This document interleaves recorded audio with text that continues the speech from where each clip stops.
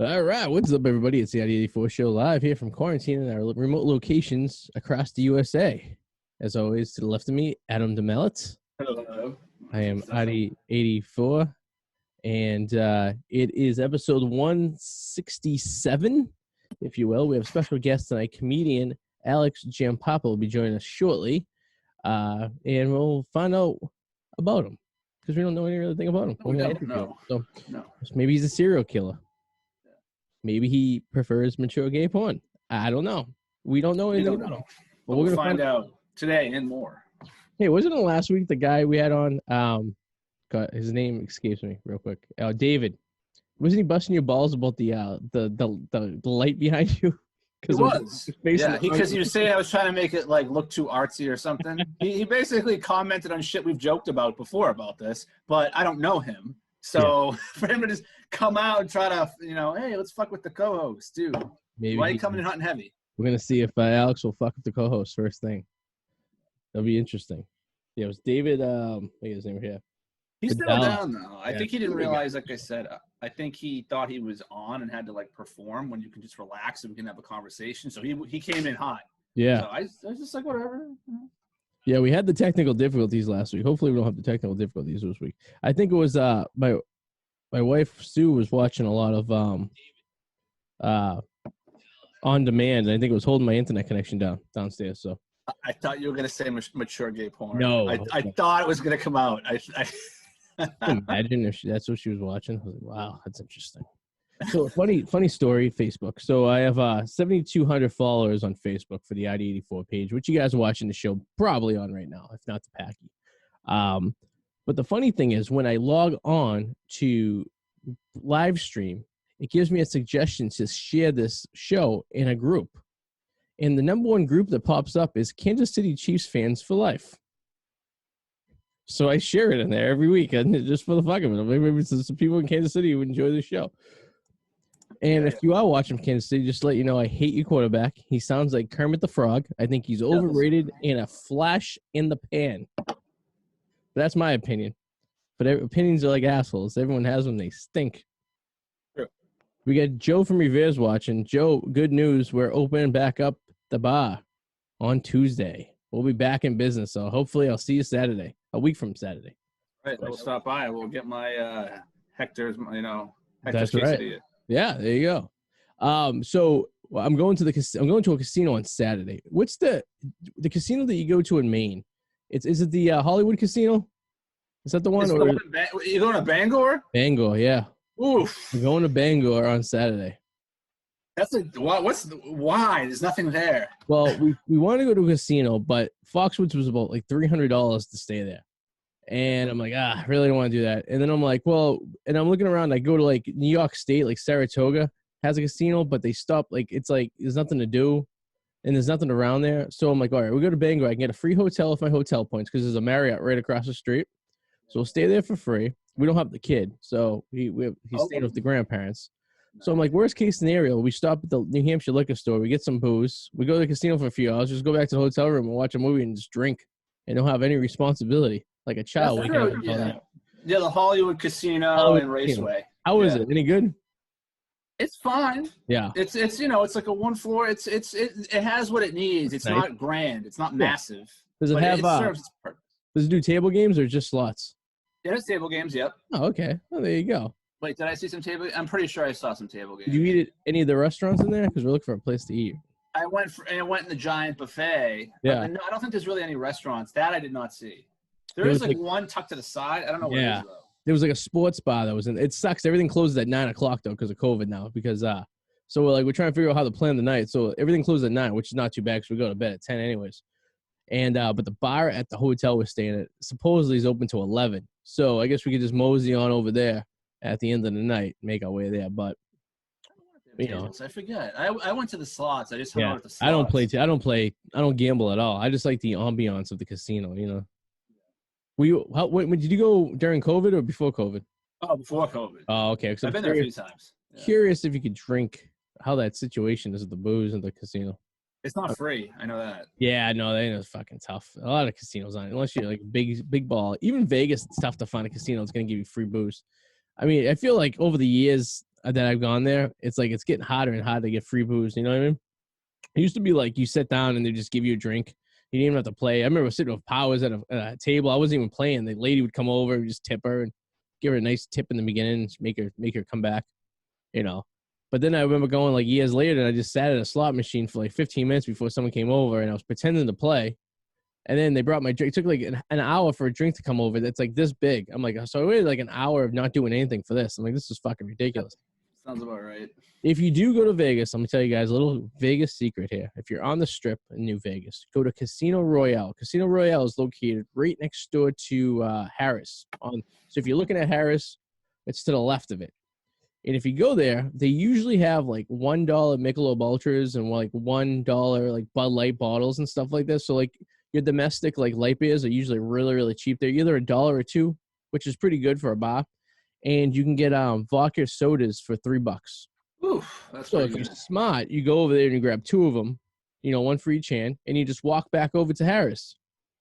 And then you just drink your drinks in Harris while you're just moseying around. Because you can take your drinks out of the place. You know, they put them in plastic cups. You can do whatever you want. Casino Royale, check it out. I used to go to, so Bang & Bill's was a place, right? It was on the corner right next to the Flamingo. And they used to have, like, the thing in, like, New Orleans where you buy, like, 1 beer, you get 3 free. Yes. But, like, in New Orleans, as you buy 1, you get 3 free. It's, like, $12 for 4 beers, right? Which is still not bad. Yeah, but still pretty good. At Bang & Bill's, it was $3 for 4 beers.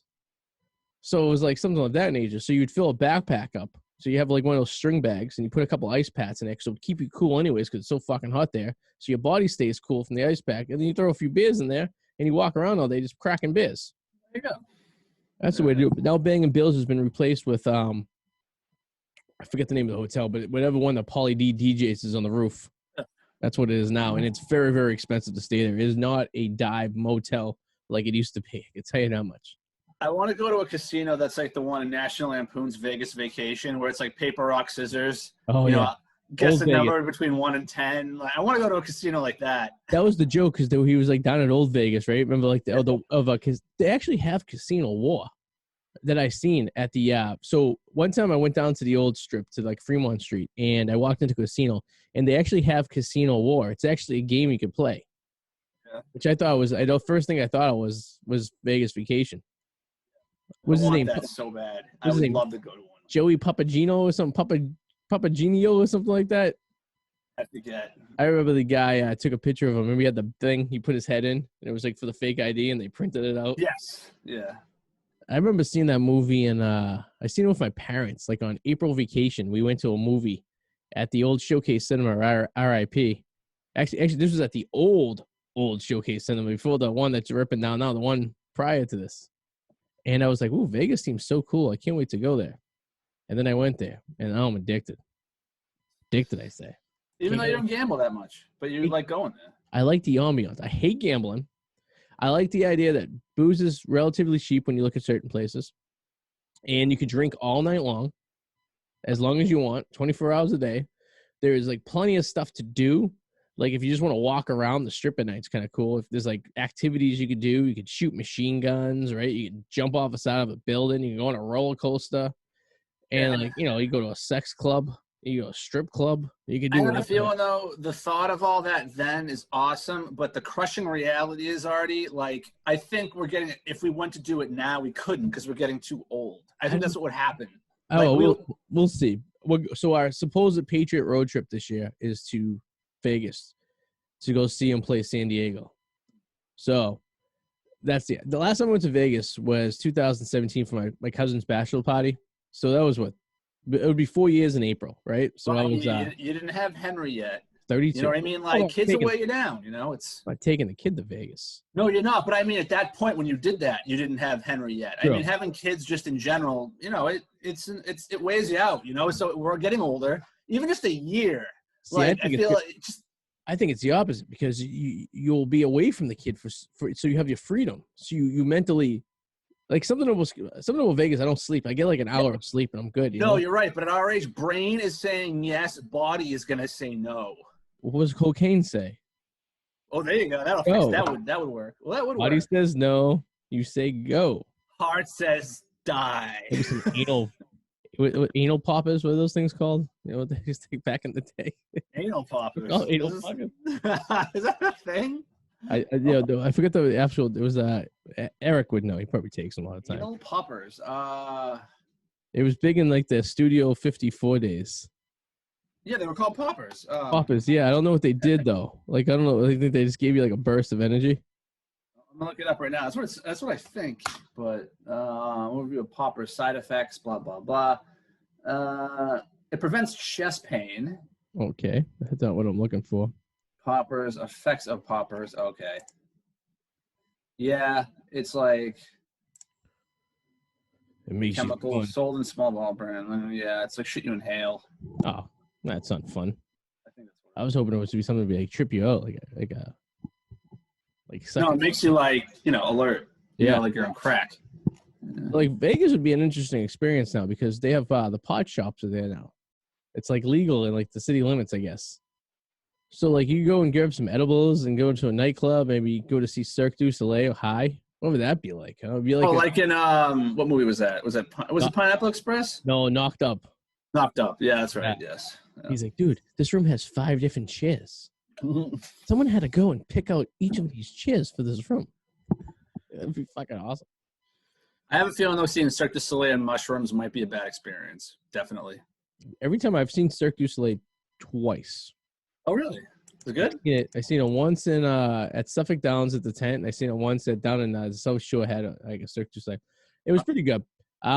It's very entertaining to be. Did you see something? It's like a freak show. It's like a freak show circus. You know what I mean? With like a lot of like weird things they do and everything. It's very artsy. Both times I seen it, I was very intoxicated. I did enjoy it. They have a couple different ones though. There's like Sock This Soul. Like this. It depends. Like I seen the Soul. I think that's the one I seen. That was a Suffolk Downs. My mother and sister seen the one in Vegas. It was called Love. It was all Beatles themed. Oh, cool. I would like to see the Britney Spears not doing a show anymore where she jumps off the tree, right? I think she's gone from there. Someone new is there. Exclusive Vegas show. Then Siegfried's dead. Well, Roy's dead. I think Siegfried already died. Roy and Siegfried, R.I.p. Yes. 2 gay men. And the AIDS, as you pointed out, the AIDS didn't get them. Didn't get them. Nope. And they were like 40 years old, right in that prime too. You know, I guess they were always together. There was a couple. Maybe they were just very like, municipal. No, that's not the word I'm looking for. Monopoly. What's the word when you with one person? Yeah, monogamous. Monogamous. Yes, not monopoly. But maybe Siegfried and Roy were just just all about Siegfried and all about Roy. Definitely not Liberace though. He was all about fun. I wonder if him and Elton John knew each other. The best story I heard about him is the inflatable penis he had. So like it was before Viagra and he was having issues getting a hard on. So he had a doctor put like a pump. There was a penis pump, like a valve that he would pump up his penis with to use it for fun at like his old age when he was like in his like 60s or 70s. Okay, someone needs to explain to me how penis pumps actually work. I don't see how it could give you an erection and keep you having an erection. Yeah, I don't know. I never used one. I'm curious to know. I really would like to know how a penis pump could actually work in the long term. Like, is it sucking all the blood to your head? It might be. I use them to store bananas in. They're good to get a banana. Google. How does a penis pump work? According to Austin Powers, only Swedish made penis pumps work very well. Oh my God, what I just guessed is actually right. So the penis pump works by using suction to draw blood into the penis. Ooh. The blood fills the blood vessels in your penis, causing them to swell till your penis gets temporarily bigger and harder. Well, how long does that last for? Exactly. I don't know, but can you imagine? That would be such a mood. That would suck. Imagine like, hey, like, hold on, sweetie. Like, and she's like staring at you while you're pumping your penis. So you're blowing up a noodle for the pool. Yeah. Yeah. Oh man, that sucks. Someone hooks an air compressor to it and just it just sucks it right up. Like, what the fuck? Shit like this. So I was on Macati today, right? And I was like, after a few Trulies, I was like, let me see if I can Google dildos on Macati. So you can't get dildos on Macati, but you can get nipple thingies, nipple Nipple clamps. rings, nipple clamps. Yeah, hold on, right there. So pink nipple, I probably can't see it. It says pink nipple clamps with hearts and a gift box, $15 on Mercari. I think they're brand new though. They're from like some like jewelry lady. I don't think you want it used, so it's probably a good thing. That's like a good friend of the show, Don Zoll, my mother's number one favorite North Shore comedian. He was one of the guys at my the comedian guys when I was running for Congress, city council. He does a joke about a yard sale dildo.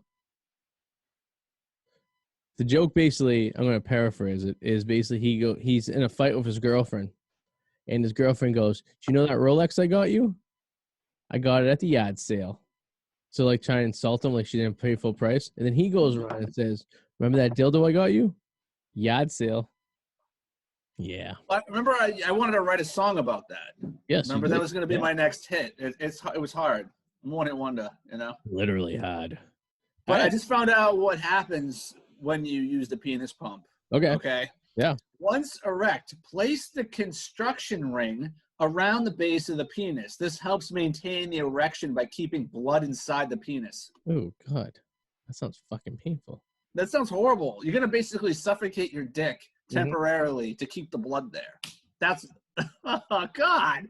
God, once you get failing, I mean, who do we know who's old and into it? Maybe we can get Eric to use one and see if he can tell us like a play-by-play how to do this. But the thing is, I can understand this existing before Viagra. Yeah. But like, unless you're allergic to it, I guess. But like, other than that, like, why the penis pump you would think would have got extinct by now? You would think so.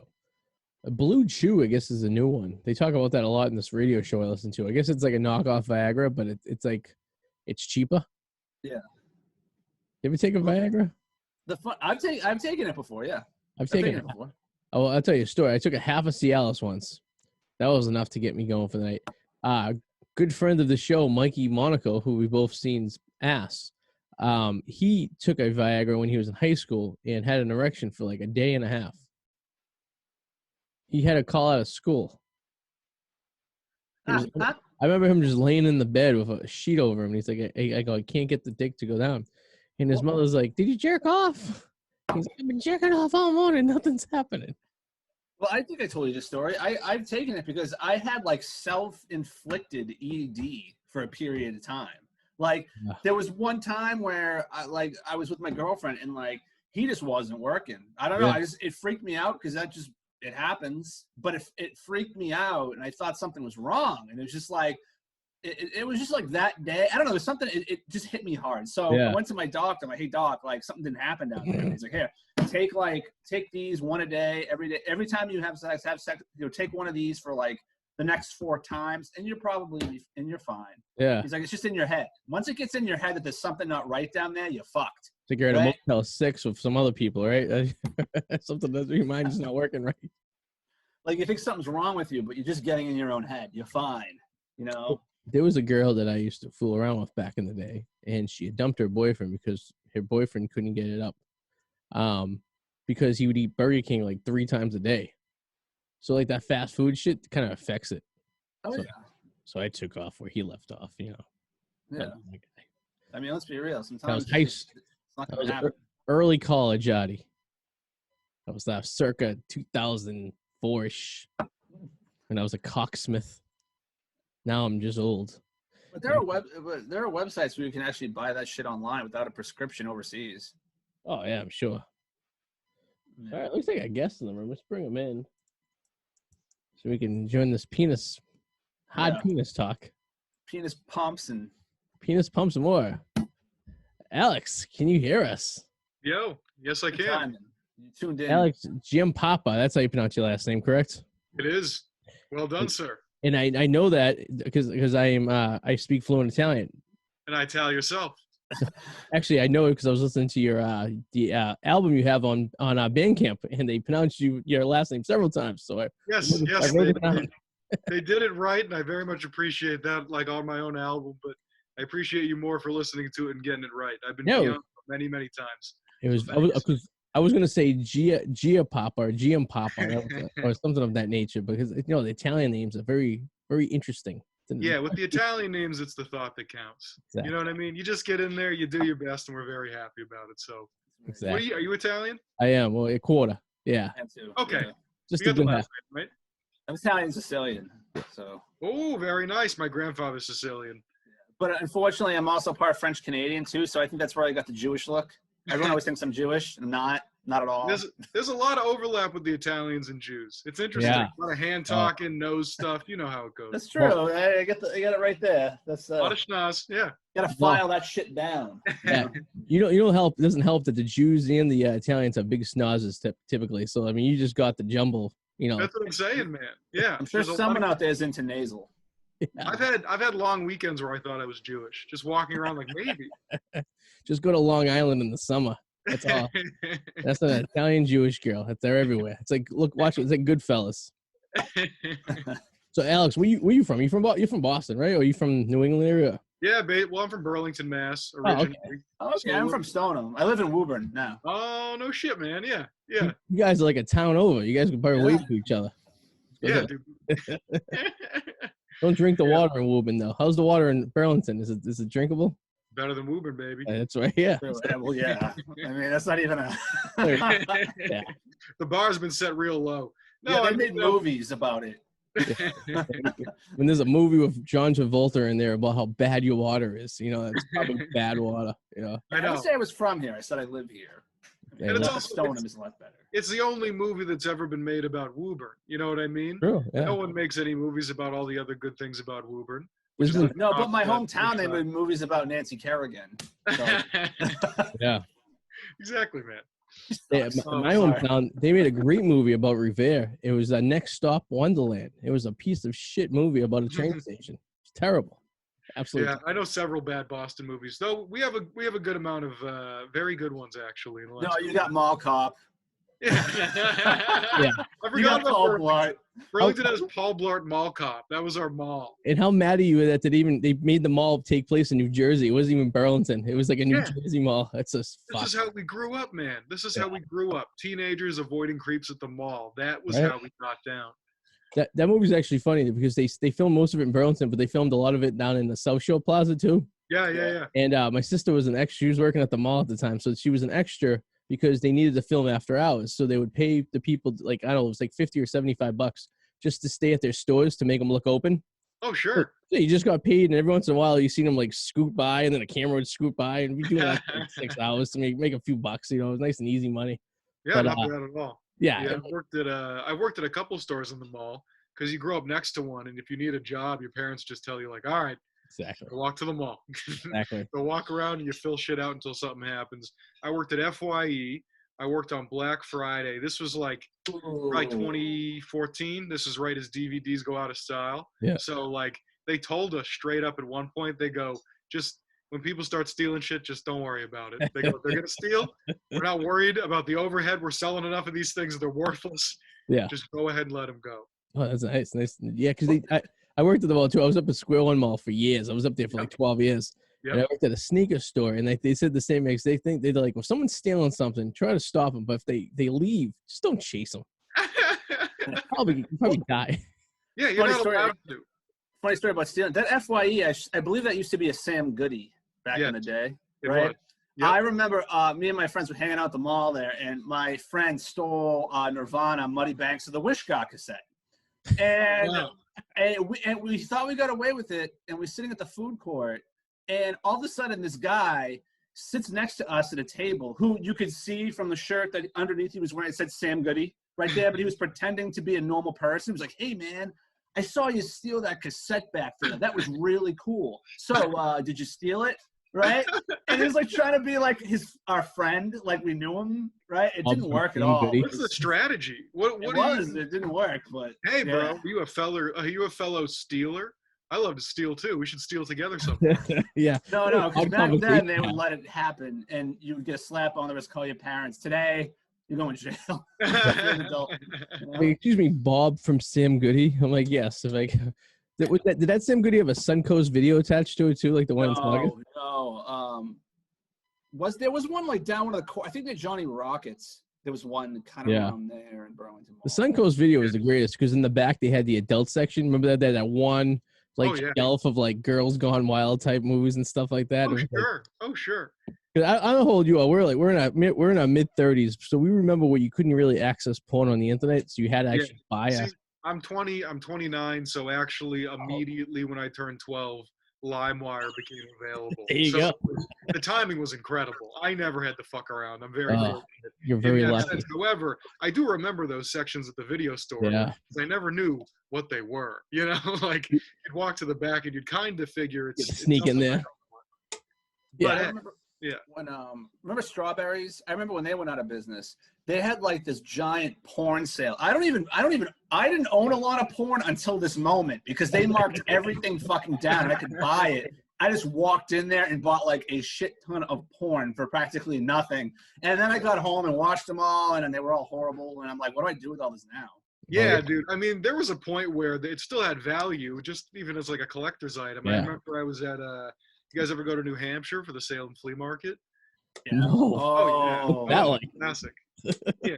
So I'm there and it's like 2009 or something, and there was a guy out front. We used to go because you could get a bong for like really cheap. You know, a dude selling a bong for $100. You do the I'll give you 80, then you fake walking out, and he stops you and you get it for like 90. You know. Yeah. Play the game like you're buying a car. Yeah, exactly. Bong. Exactly. And so, but there's a guy out front, and he's just barking. He's just yelling to people, and he's going. I got POV tit fuck. I got hand job. I got blow job. He goes, I got lady boy. This is far enough back that he's still saying lady boy. I got lady boy, and a dude approached him and was like, holy shit. It was like lady boy. It was unbelievable because he was literally like screaming shit out, and for those, there was a decent pack of people that still were not really using the internet consistently or didn't understand how to. And these people were like, what? You're just throwing this porn away? Are you fucking crazy? I'll take that. There used to be a lot of desperation for porn before the internet. Like I remember I figured out that I used to hang out at Coconuts, right? And then there was a West Coast Video right next to it. Yeah. And I found out that the people that worked at West Coast Video were throwing away movies in the trash that they wanted, and then someone would go pick up the trash later. And I discovered this, and I took one of the bags, and most of it was all porn. I was like the most popular kid in school for like a week because I had like all these porns. For sure. When I was in eighth grade, I downloaded porn to my iPod Video, and I was the most popular kid in school. Nice. What you gotta do? One of my buddies worked at Video Craze in Revere, and we used to go visit him on Sundays. So we were like 16 years old, so we'd go into the porn section. He would let us in. So while we're in there, I would have this like Swiss Army knife with like a knife, and I'd stab the side of the DVDs to pop off the little secure thing, and I'd just steal the DVD, put it in my pocket, and I would do like 5 or 6 porn DVDs, right? And then when I leave, they had the little alarm system. I would put them on my sleeve, and I'd go, "See you later," over the machine.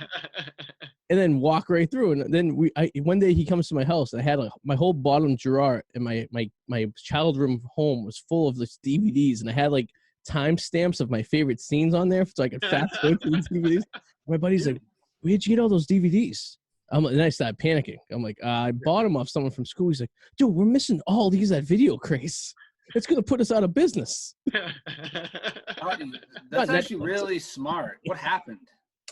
It was great. And I was like, but I was a hoarder because people would offer me money for it. And it was like I had gold. And I was like, I don't know if I could pot with that one. Well, dude, that's the thing. This isn't even a reality to me because if you gave that disc away, you would never be able to watch that again. It would just have to be in the spank bank, basically. Yeah. Which really isn't reliable in many cases. I do feel like it's one thing to buy porn. It's another thing to rent porn. Why would you rent porn? You know what the person what they were doing before they dropped it off at the video store. I don't want to touch that. Yeah. Oh, sure. And they didn't rewind. You know what I mean? No. 7 minutes in and just what happened. It's like, he blows his load, I blow mine. And like they probably rented it for $10, but how many minutes did they actually watch it for? You know what I mean? It was probably a couple minutes, still fast forwarding through it, and then like, maybe I'll get it tomorrow. You know, barely get the money's worth. Barely. Yeah. And it's unbelievable, like how accessible it was and how it wasn't. I remember when we were kids, if you found one, like a magazine in like the woods somewhere, right? It was like gold. It was like finding it's all porn in the woods. Yeah. It's like, it had some Elmer's glue attached to it. Yeah. And like, why would someone just leave this in the woods? It's very peculiar to me, you know? I know. And you need friends. It was a community thing. Sorry. No, I thought about that, and I've actually made sense of it. Because, like, back then, before the internet, if someone got a hold of a porno magazine that they stole from, like, their brother or a store, where could they gather with their friends to see it? Woods. There's no other place. That's what I mean. And you'd leave it there, and you can go back and check it out. Yeah. Don't leave the pages too sticky, but, you know, do your thing. You big guy left treasure. Yeah, my treasure. I left this in a box next to where we light fires all the time. You know what I mean? And then one day you go there and it's gone. Like, someone stole my treasure. I know, that's the thing. There's definitely one scummy kid who would have stolen it from everybody. Yeah. I don't trust people. Kids these days don't know that the traumatic experience we had to go through to salvage such things. You know what I mean? Yeah, I know. Well, I remember the times where we had the this is you may remember this when before we had the big Comcast boxes. You would just have these regular cable boxes, but people would have the scrambler box, which was like the pancake box that would unscramble all the channels, like the HBOs and stuff like this. And then you had the Spice channel. And like, I recall. You'd go to one of your friend's house, it'd be like in the basement TV downstairs, and you're like, you're sitting there. Meanwhile, I'm at my house in my bedroom, and I'm looking at them scrambled, and you're like, I think I see a nibble. Like, exactly. You're thinking you can see sex going on. You can definitely hear it. Yeah. Definitely hear it. And you're trying, it was really a trippy way to experience sex for the first couple of times. I remember one of the first times I smoked weed, we turned on like the porn scramble channel. And I was like, is this the porn? Is it the quality, or is it the weed? I don't understand. My friend's dad had but after the box there was the chip that you could put in your cable box, and he had the chip. And I remember we all used to sleep over at his house, and like we actually like watched some of these. And there was a show we used to watch on late night Cinemax called Emmanuel in Space. Yeah. And it was about this chick, really hot chick, right, who goes planet to discover new species, all of which look human, by the way, and fuck them. And she bang. That's the story. It's great. Amazing. How many seasons? Was it 17 seasons long? Something like that. Yeah. That's amazing. That's incredible. I didn't realize that porn would be serial like that. Like they would have like a series that goes on, and like there's continuous plot and so forth. But trying to find a photo. It's funny because like when you're like 12 or 13 and you're like looking at scrambled porn with a bunch of your buddies, it's totally cool. But if you were 33 in a room looking at porn with a bunch of your buddies, people just think you guys are have something going on. You know what I mean? I know. Homoerotic. Let me show you the meaning of love. Oh, that's awesome. Ooh, baby. Is that the show? I'm gonna Google that. I want to look at some throwback. You should. Dude, it's fucking hilarious. It's by today's standards, it's really tame. It's like not even XXX. It's just like it's just hilarious though. Well, do you guys know? And this is oddly enough not the first time I've brought this up on a podcast. I was on Anthony Cumia's show like a year ago, and we were mentioning just sort of like the weirdest porn we had seen, and just in relation to this alien porn. Do you guys know of the ET porn that has been posted on Reddit a few times? There's a person in an ET outfit having sex with a man. Oh, that's awesome. Or a man having sex with an ET. I don't know if that's awesome or odd. I guess it's holy shit. Did you find it? Arty, I'm sending this to you later. Oh, dude, it's real. And it's not even like a humanoid alien. I'm sending it to you now. Most aliens you see have like a human body and maybe like a snake, some shit like that. But this is just insane. It's like there's puppets too. What the fuck is this shit? Oh. Yeah, dude. And they on Kumia they played the whole thing. I was like, I didn't mean to bring this up. I'm sorry. It was just. Do you remember the episode you were on? Because I subscribed to the Compound. I want to see you on there. I was on with Pat Oates. I'll send you the date too. It's on my Instagram. You scroll back. It's like January. It's like right before COVID. Okay, I have to go into because we've actually had several people who have been on this show have been on his show actually. Oh, no kidding. Yeah, we had Sarah Rusi, we had Will Noonan, we had oh god, we've been doing this show since at one side and another since 2003. Yeah. So a lot of these big time Boston comedians that made it, spend time on this fucking shitty podcast with us. And then deny it later. Yeah, and deny it later. And I try to reap their benefits. Like, oh, he was on this show before he was famous. Check him out. Everyone's got to do that. That's fine. Oh, yeah. Every single person, like if you make it, you got to understand every single person you ever knew is going to be like, I knew. Yeah. Like I believed in them. Even if they were like my friends that are the biggest pieces of shit and have been the entire time. Oh, yeah. Like, why are you going to comedy like every night for the last decade? Yeah. Or now, like, dude, I always believed in you, man. No, you didn't. Yeah, you're full of shit. Yeah, how many open mics did I go to over the last like 5-6 years? I was by myself, and I'm like, hey, you guys want to go see a showman?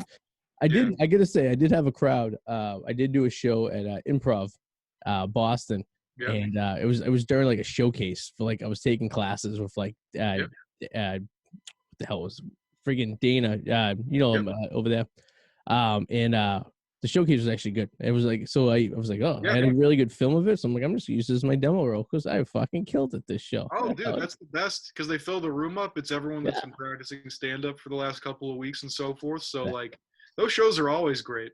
Yeah, I do spots on those sometimes. Not the open mic I did on a Monday in Somerville when there was like 2 people there and a bunch of drunks at the bar. That was always a difficult time, to get some quality laughs.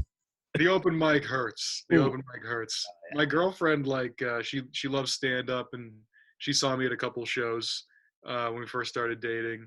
And then she ended up going to an open mic to, like, watch it. And I was like, no, that's not the same thing.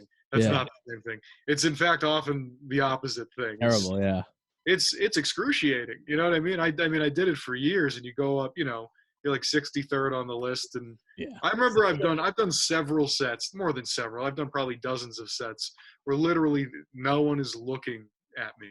Oh, yeah. Not only like no one laughing, like, why am I doing this? I'm doing this into the void. There's like the game is on. People are looking at that. There's nothing. You feel like it's a mental illness, basically. If you were outside, they would come arrest you. So I used to run a few shows back in the day, and I remember being at we did one at the Boston Beer Works up in Lowell, and we're doing 2 shows. We're doing one in Lowell, and we're doing one in Boston. And I would host a show, and you just have the comics there that would be there for the show. But then it would be like the Celtics game on the TV next to it, and it's like it's tough. Yeah. And I always be like, can I just get a room? I just need give me a room that holds 10 people. I'd rather have 10 people in my own room than everyone sitting here and not know what the fuck's going on, because you really taken away from it. It's not helping anyone, because the open mics, face it, it's practice, right? You use it to work on material and shit like this. You're not trying to perform fucking to large crowds. Yeah. But like a lot of people don't understand the concept and how it breaks down, and you know what I mean? It's very no, not at all. And it's like, people if people at the bar want to watch the Celtics, let them watch the fucking Celtics. You know what I mean? This is my biggest thing is like, you don't need to take this hostage audience. I've done it plenty of times, but like, let people know we're doing comedy over here and try to match it up on a night that isn't like a playoff game, right? Exactly. Done plenty of shows during a playoff game where the comics, right? And I want the TV off, obviously, but the comics will go up and be like, can we turn that off? Like, no, this is all these people have. Your dream is unimportant to them. So, I used to host a show at the bar I work at Margaritas and Revere, and we do like comedy once a month, and it would be like a Thursday in the lounge. So people who were staying at the hotel were just coming down for dinner, had like a surprise attack comedy show. All of a sudden they'd be sitting there eating dinner and be like, what's up, everyone? Welcome to a comedy here. They're like, fucking comedy show. And you see the awkward looks on people's faces, and like, it was my God, uncensored. And we just kind of let it go. And I would tell the people, I'm like, hey, listen, I'm like, it's like, I'm not going to tell you not to tell any jokes, but just use your best judgment. Work the crowd. If you see a bunch of old people there, don't do like, fucking death jokes or, like big black dildo jokes. I'm like, they probably don't want that, Why not into it, right? Yeah. There's a certain point where like you could have if it's a comedy show, right? You can jab people a little bit more. Yeah. They're there to, they're not going to be worried about you talking shit. But in these situations, I remember there was a hostage audience one time. I call them hostage audience. Straight up what it is. I'll always call it that. And some comic I knew called a bunch of old people the graveyard, which is hilarious in a club setting, but they like did not like it. I really want people to consider that you might ruin someone's night. Yeah. Oh, you're fucking up like too much. The best was we got a review on like Yelp and it said, we were staying at the hotel before we went on a vacation. to St. Martin, and we went downstairs to the Mexican restaurant to enjoy dinner, and we were surprised by a very vulgar comedy show that took place the last 2.5 hours that we did not find funny or entertaining whatsoever. And I'm like, so funny. It's about right. Yeah, I'm like, I'm going to team up with these people.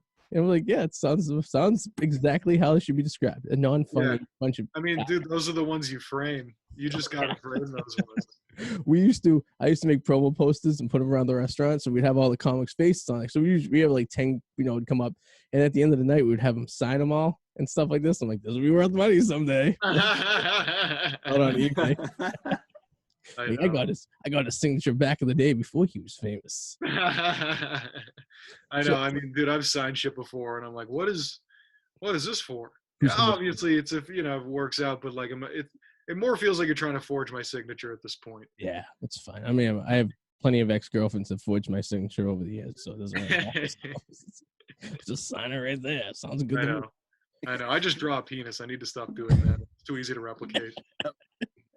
Can I just say, not to backtrack a little bit here, but I can't resist. So after thumbing through some of this ET porn, back to that, I am watching ET take his phone home finger and stick it in a woman's vagina. It's hilarious. It's amazing. It's amazing. I tell people about this, and again, like, it's a lot. So is ET a girl or a guy? Because you just sent me one that looks like a dude is fucking ET. Well, that's at the end, it looks like. No, he's with a chick earlier. I think he's a spaceman, and then he's fucking a chick, right? Yeah, you got to skip through it a little bit, Arty. Okay. There's another costume. It's a love story. Yeah. There's a lot goes on. It's funny when you scroll down, you get the Grinch. Yeah, there's a bunch of them. There's the fucking Grinch. There's this like dead girl one. There's like Krampus.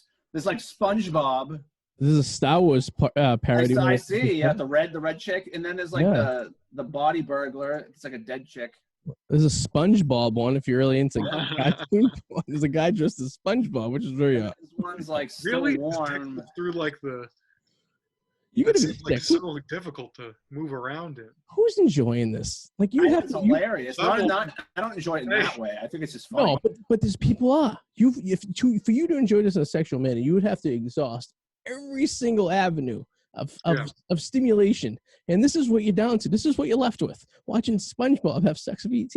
Yeah, I always like to say there's a fetish for everything. There's a minimum 700 people that are into all of those videos individually. They have like thousands of people that want SpongeBob on their dick now. Hundreds of thousands of views. Someone's watching it. You know what I mean? Oh yeah. You know what I mean? Plenty of people are. Hey, I mean, we're fucking watching it, right? Exactly. So funny about you talking about the Anthony Cumia show. So I started getting into in Hot Water, which comes on before. Yes. With Aaron Berg. Aaron Berg, yeah. Aaron Berg is a hell of a comedian. I'll tell you that much. I was living in New York, and I did a couple of shows with him where he'd show up, and the 3 comics after him always had a tough time. He's a monster. Guy. I can't wait till like comedy clubs get open to the right when these guys go on tour to check these guys out because they're very, very funny. Oh yeah, dude. He was doing a joke. They were doing this thing on how in New York City now that's become pretty much an abandoned city that homeless people just deciding to have sex in the subway systems all the time. So him and his daughter were walking down to like the train the other day, and he was telling a story about how like this homeless guy was just jerking off on the train, and like didn't think much of it, and people just walked by, and the police, we call it the transit police, aren't doing anything. They're just like, get out of here, you know what I mean? Like, what the hell? Yeah. But there's bunch of homeless guys just having sex in the subway. This is a regular thing to do, I guess, in New York subway systems, I guess. Oh, Christ. I mean, you see some shit on subways. It was always too crowded. Yeah. For like anything to happen, but at this point, it's just lunacy, man. So I've seen a guy like smoke a butt on a closed subway car. Awesome. That was some of the craziest shit. He just lit it up and he was fishbowling the fucking thing. Fuck, huh?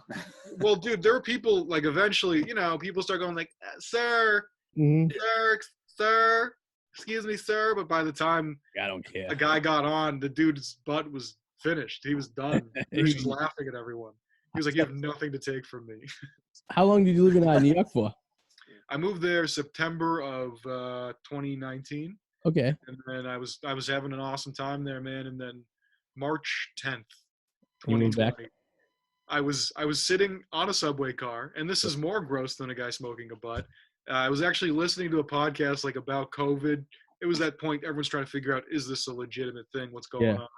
And I watch a man on a very crowded car, by the way, sneeze, and liquid shoots out of his face. Oh God! I see it happen. I watch it happen.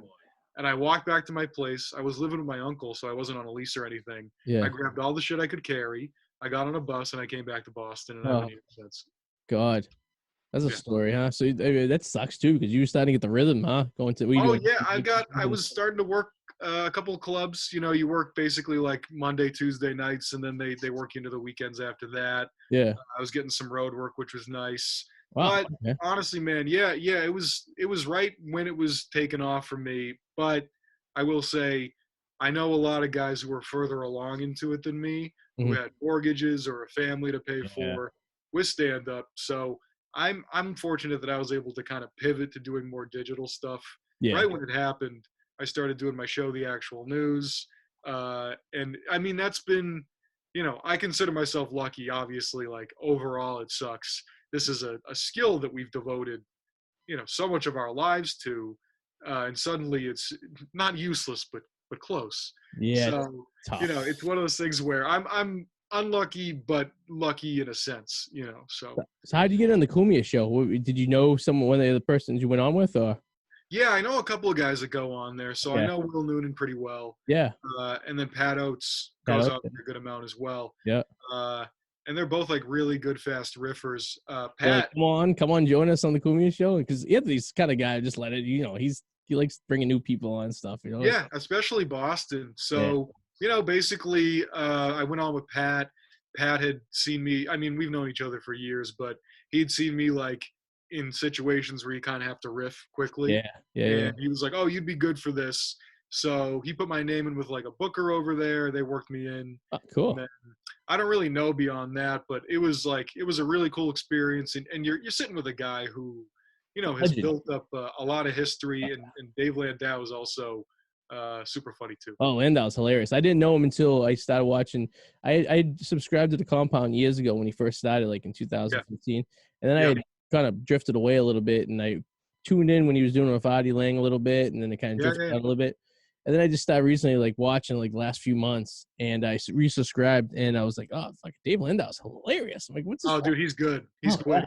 Yeah, I met him at a comedy festival. It was the first year they did it. The Motor City Comedy Festival, which is Detroit, which is where Landau's from originally. Yeah. And I saw a show that was Landau and Sam Talent opened for him. And Sam Talent, I don't know if you guys have heard of him, like one of the most underrated comedians of all time. He's also got a great book you can check out. But he's like a road guy who's not he's not on these late night TV shows, but like a killer through and through. And the show that was him and Landau was one of the best stand-up shows I've ever seen. And I've seen everybody, but really, really talented dude. So it was cool to be on it, man. So you do the actual news. So is this a podcast, a video cast? I forgive me for not doing my homework, but no, it's okay. It's basically everything. Everyone asks me like, so what is it? And it's basically just a thing we're doing. Okay. And we have it in the form of weekly videos, right? Okay. And the format is basically like The Daily Show or Last Week Tonight. But we make fun of Democrats too, right? Because we're not on like a major network. Yeah. We're actually very fortunate that we can just say whatever you want. What everyone wants to say, right? So exactly. So we kind of worked from that point of view.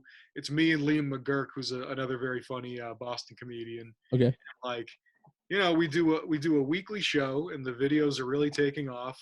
Like, there's people from corners of the internet that I don't even really know that are joining in on the group and subscribing to it. So like, cool, man. Yeah. It's cool. It goes out to just the fringes out there. So right now I'm trying to steer the ship properly, but it's taking off really, really fast. So I'm excited. That's and good. Then we have the weekly video, and then attached to the video, we have a podcast. And for $1, you can join the Patreon, you get the podcast, and then all the past videos we did as well. So we're trying to build up a base of people who, want this kind of content. I'm trying to make it accessible, not throw it behind a giant paywall. Yeah, but if you throw $1 in, then we can grow it up that way. And so, yeah, that's pretty much where it started, and it's really going right now. So we're excited about it.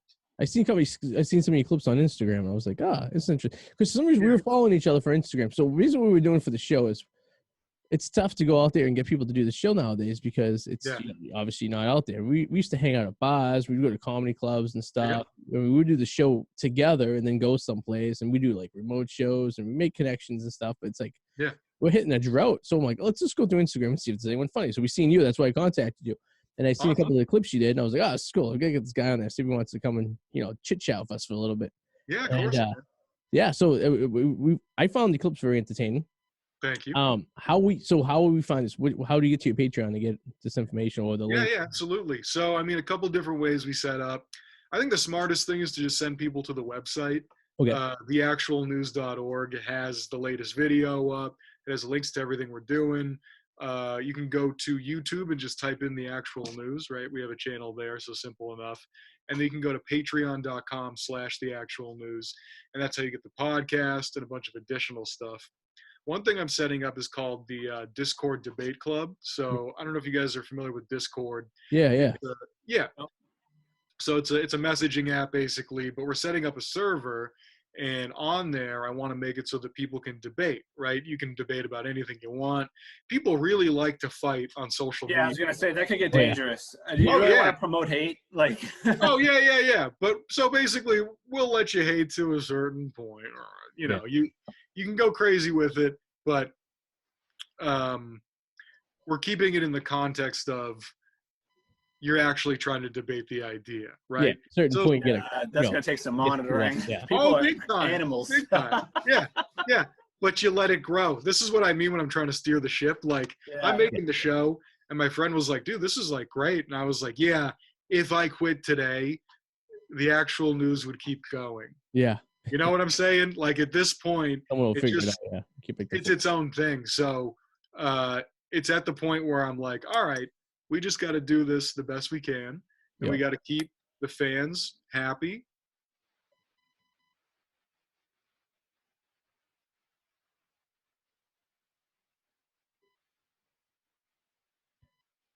Uh-oh.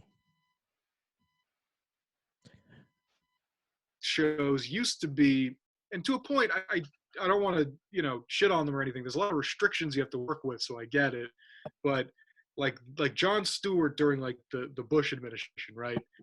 There's an example of something that was really like genuine, and it was also quality writing, and it was good comedy that people didn't mind listening to.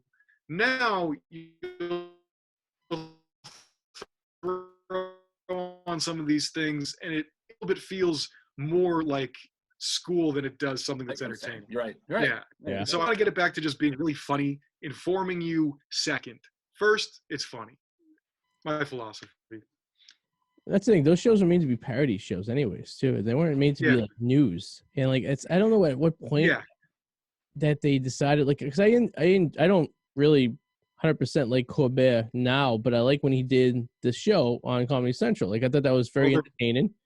They're complete opposites. Yeah, and I don't 100% agree with Jon Stewart, but I enjoyed his show. I thought that was very entertaining, but it was a parody. It was a parody show on CNN and a parody show on Fox, and it was supposed to be for entertainment, and it wasn't supposed to be news. But I feel like nowadays, like, I'm not a big Trevor Nolan fan, and I think it's now becoming like a news show. And I'm like, well, no, you're on Comedy Central.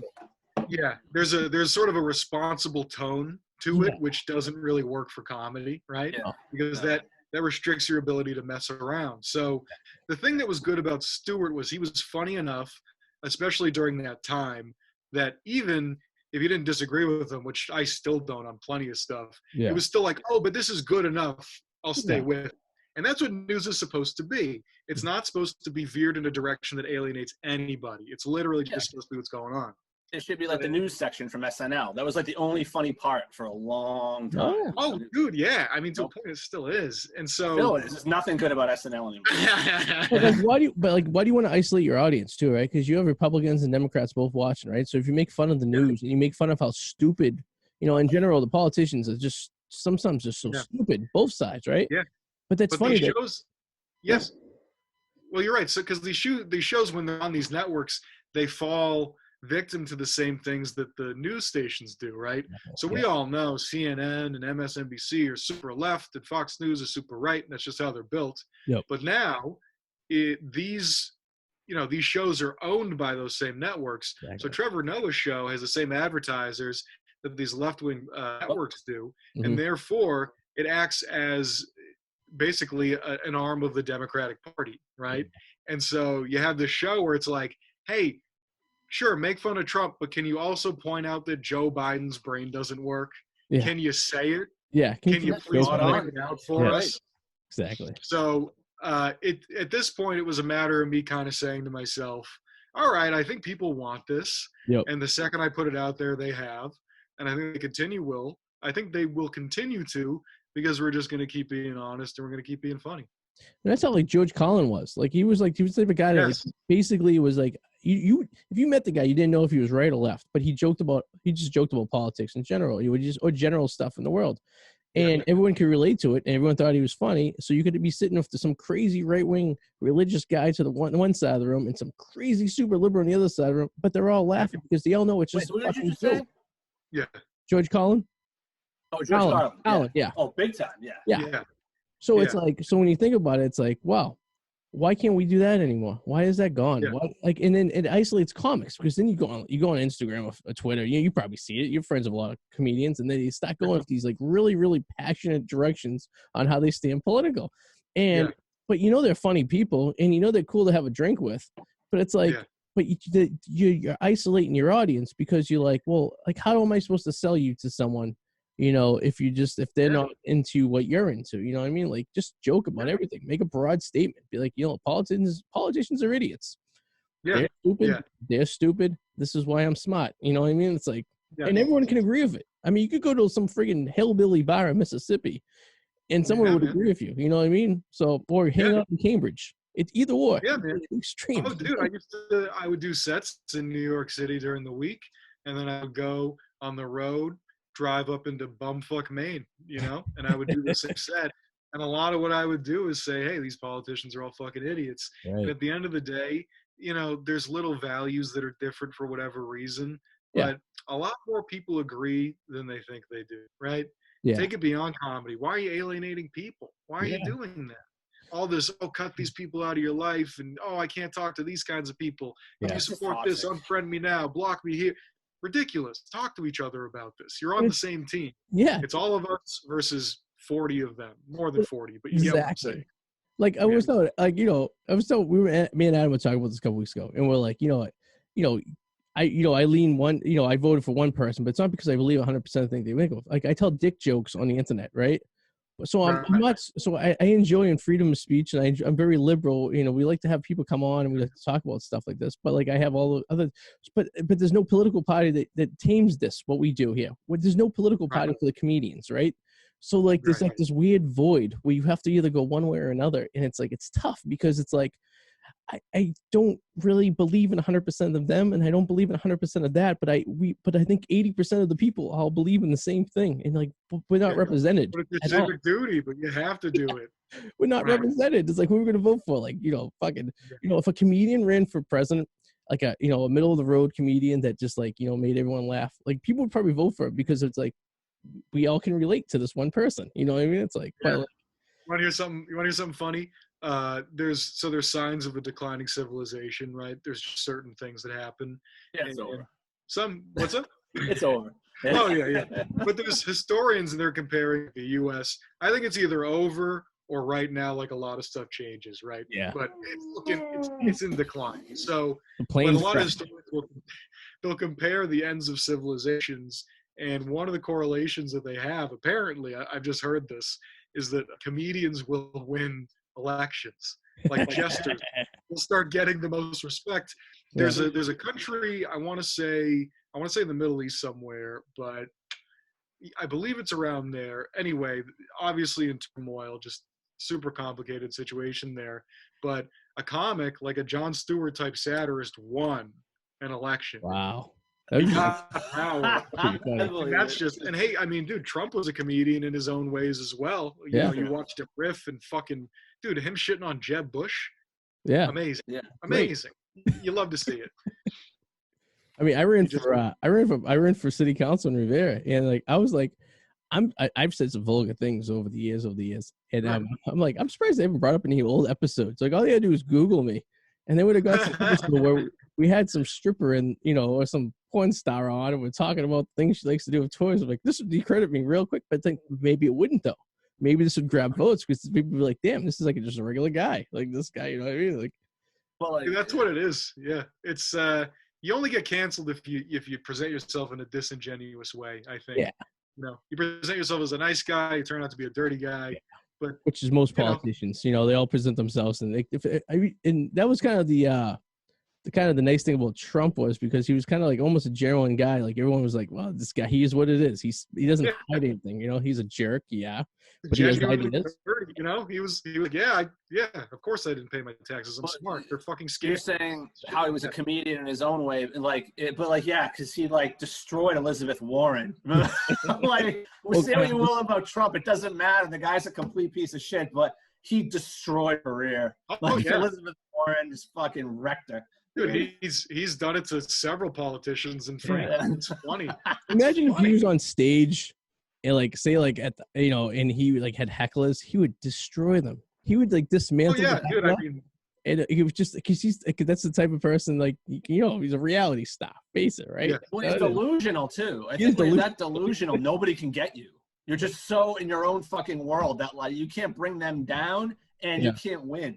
Everything's the best. He's a billionaire narcissist, man. You can't touch this guy. You're gonna have the best building ever. It's gonna be the best building ever. This building's the best building ever. It's made with toothpicks, but it doesn't matter. It's great. It's made fucking building ever. I know that. So what I mean. He was so. But hey, don't we love people who believe in their lies, right? I mean, because it's like George Costanza said, it's not a lie if you believe it. It is a lie. It's just funny. That's why I've said to many ex-girlfriends in the past. Hey, it's not a lie. I believe it. All right, Alex, we're getting the end of the show. One last time, I want to give everyone your links and tell them how we can find you on the interwebs. Yeah, absolutely. So you can check out just my accounts. I post all my stuff there. Alex Giampapa, Giam as in Mary, Papa. I'm Jam Daddy on Instagram and Twitter. And then you can find us at theactualnews.org, YouTube, The Actual News, or patreon.com/theactualnews. Just type in The Actual News somewhere, you'll get it. The Actual News. Sounds good, man. Well, thank you for joining us tonight. It was nice talking to you.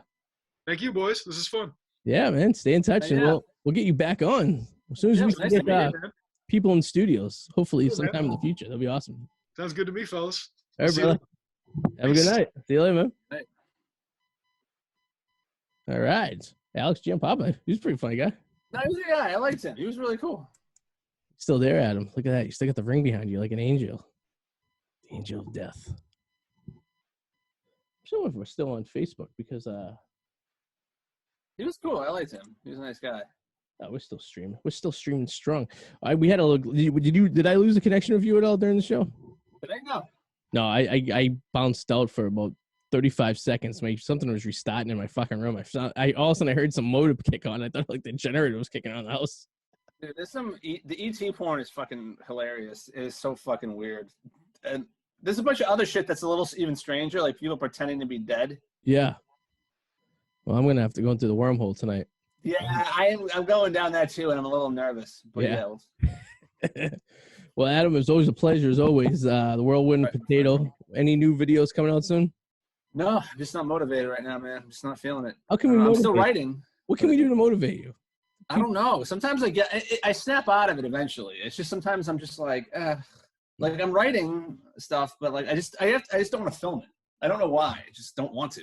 When you get that giant ring behind you.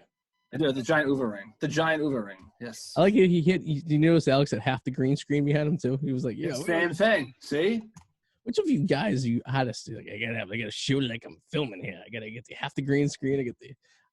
See, like, no, it's just a better place for me to be. Actually, there's no plan behind this. I have a green screen. Yeah. This is not my wall.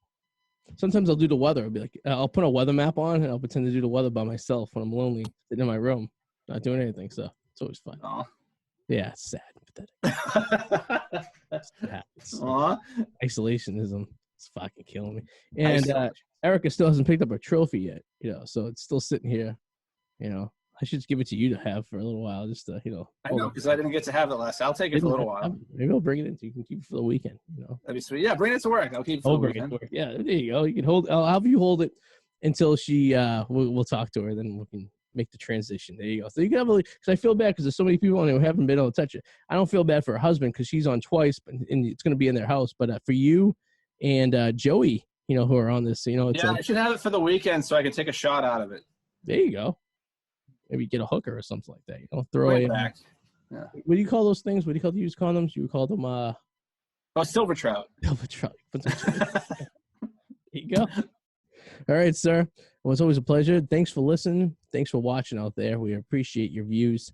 And remember, iTunes, Podbean, YouTube, Spotify, and all your social media needs. Alex Giampapa tonight. Check him out on the actual news. And we'll see you guys next week. Toodaloo, motherfuckers. Bye-bye.